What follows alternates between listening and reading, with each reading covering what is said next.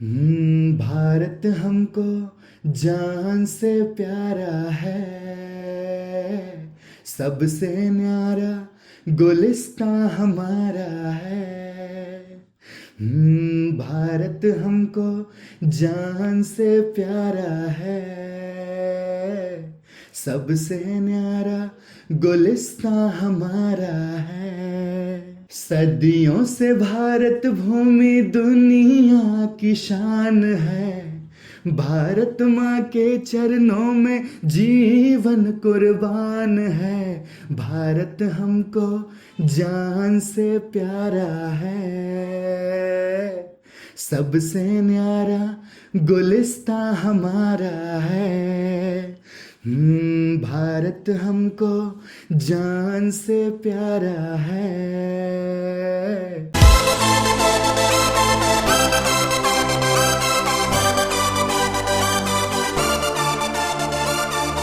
जैसे कि आपको पता है आज 73वां गणतंत्र दिवस है।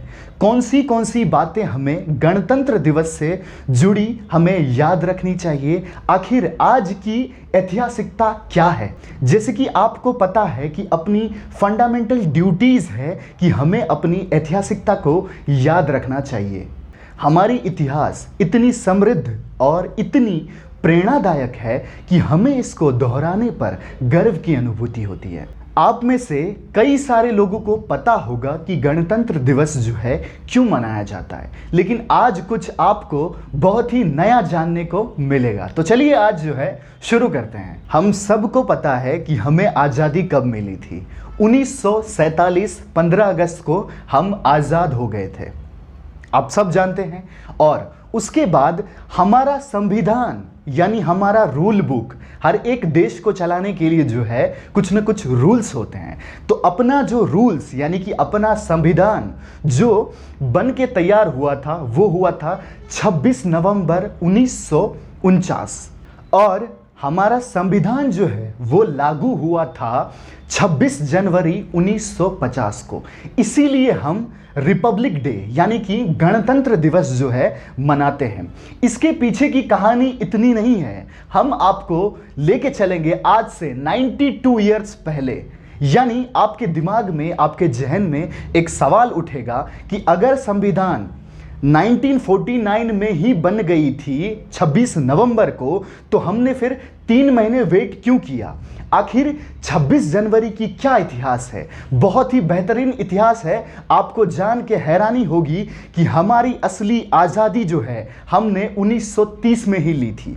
यानी कि आपको जो 1947 में जो आज़ादी मिली थी वो आज़ादी ऑफिशियल आज़ादी थी, लेकिन हमने अनऑफिशियली खुद को आज़ाद कर लिया था 1930 में। ये कहानी शुरू होती है 1929 31 दिसंबर को।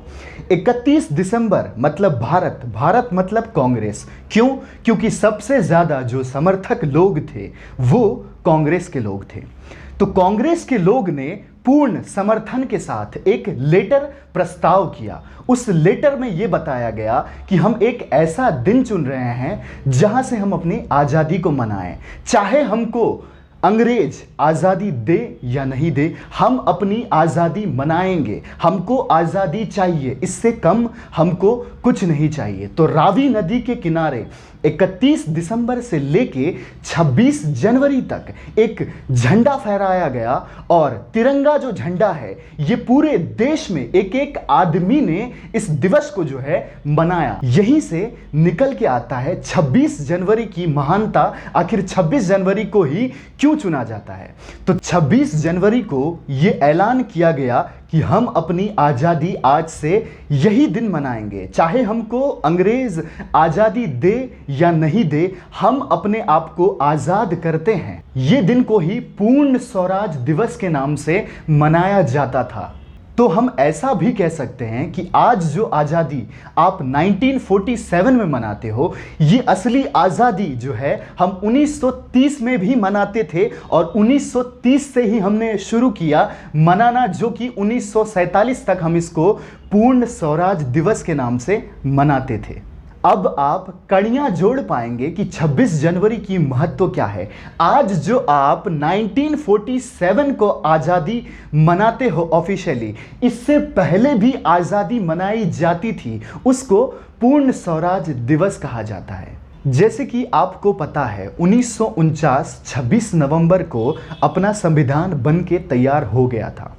उसी दिन को हम कॉन्स्टिट्यूशन डे के रूप से मनाते हैं। उसके बाद ये जो संविधान जो अपना बना है, ये दुनिया का सबसे बड़ा लिखित संविधान माना जाता है। इस संविधान को बनाने में यानी लिखने में 2 साल 11 महीने और 18 दिन लगे थे। इसकी जो ड्राफ्टिंग कमेटी थे, इसमें 6 लोग थे। इस ड्राफ्टिंग कमेटी का जो चीफ थे वो थे डॉक्टर भीमराव अंबेडकर। पहला जो मीटिंग हुआ था इस ड्राफ्टिंग कार्य का, वो हुआ था 9 दिसंबर 1946। ये जो ड्राफ्टिंग कमेटी के जो मेंबर है, ये संविधान सभा से नियुक्त किए गए थे, अपॉइंट किए गए थे। हमने संविधान सभा में ये बात की कि हमको एक ऐसा किताब चाहिए, हमको एक ऐसा रूल बुक चाहिए जो एक देश को समृद्ध, जो एक देश को विकसित के तरफ लेके जाए। आपके मन में सवाल आएगा कि सर संविधान सभा में हम तो नहीं गए थे, आप हम कर रहे हो।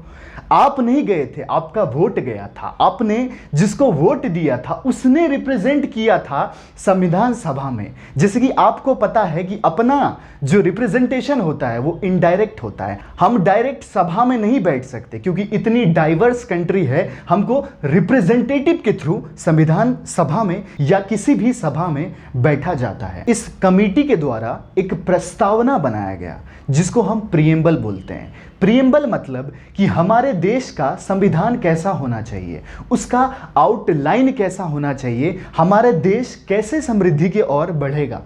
तो इसके लिए जो है 3 बहुत ही इंपॉर्टेंट टर्म आता है जिसका नाम है सॉवरेन, डेमोक्रेटिक और रिपब्लिक। सॉवरेन मतलब होता है कि हम खुद के मालिक खुद हैं, हम पे किसी की अधिकार नहीं है। और डेमोक्रेटिक मतलब होता है for the people, of the people, by the people, आप जानते हैं। उसके बाद रिपब्लिक मतलब होता है कि हमारे देश का जो सर्वोच्च पद होगा, जो सबसे हाईएस्ट पोजीशन होगा, वो हम में से ही होगा। हमारे देश में कोई राजा रानी नहीं होगा। और भी टर्म है जिसे फ्रेटर्निटी हो गया, जिसे इक्वालिटी हो गया। तो ये सब चीज़ बताता है कि हमारे संविधान का आउटलाइन कैसे होना चाहिए। इसके बारे में विशेष जानकारी हम आपको पॉलिटी के लेक्चर में देंगे। आइए जानते हैं कि आज के दिन क्या विशेष होता है। आज के दिन ही फ्लैग होस्ट किया जाता है। आज के दिन ही सेना के द्वारा परेड किया जाता है जिसकी अगवानी प्रेसिडेंट साहब करते हैं। ये परेड राष्ट्रपति भवन से लेके इंडिया गेट तक जाती है और यहाँ पर प्रेसिडेंट साहब को 21 तोपों की सलामी दी जाती है। जैसे कि आप देख पा रहे हैं कि यहाँ पे हर एक स्टेट, हर एक राज्य अपनी संस्कृति, अपनी कल्चर को यहाँ पे प्रमोट करते हैं। जो भी कुछ उनके यहाँ पे हो रहा है नया, वो चीज़ यहाँ पे वो दर्शाते हैं। आज के दिन ही छोटे बच्चे को ब्रेवरी अवार्ड दिया जाता है और आज ही अशोक चक्र, पद्मश्री, ये सारे अवार्ड्स दिए जाते हैं। 26 जनवरी सिर्फ एक दिन की त्योहार नहीं है। यहाँ पर जो सेना लोग होते हैं वो 29 तारीख को वापस आते हैं जिसको बीटिंग रिट्रीट कहा जाता है। यहाँ पर जब सेना लोग अपने ऑफिस में वापस जाते हैं 29 जनवरी को, तब ये पूरी तरीके से कंप्लीट होता है, पूर्ण होता है। आइए अब एट लास्ट जो है एग्जाम पॉइंट ऑफ व्यू और नॉलेज पॉइंट ऑफ व्यू से भी बहुत इंपॉर्टेंट है कि अपने फ्लैग का जो डिज़ाइन किया था उनका नाम था पिंगल वेंकैया जी, ठीक है। और उसके बाद अपना जो 3 कलर है, ये 3 कलर कुछ ना कुछ कहता है। तो अपना जो सबसे पहला ऊपर कलर है वो है केसरिया रंग। केसरिया रंग मतलब होता है कि ब्रेवरी, अपनी बहादुरी को ये क्या करता है, डेमोन्स्ट्रेट करता है। वाइट कलर मतलब होता है पीस, यानी शांति की प्रतीक। और ग्रीन कलर मतलब होता है कि अपने growth and development of land, यानी अपनी डेवलपमेंट की बात करता है। आशा करते हैं कि आपको कुछ नया जानने को मिला होगा, नया सीखने को मिला होगा। अगर आपको कुछ सीखने को मिला तो इसको शेयर कीजिए। तब तक के लिए जय हिंद।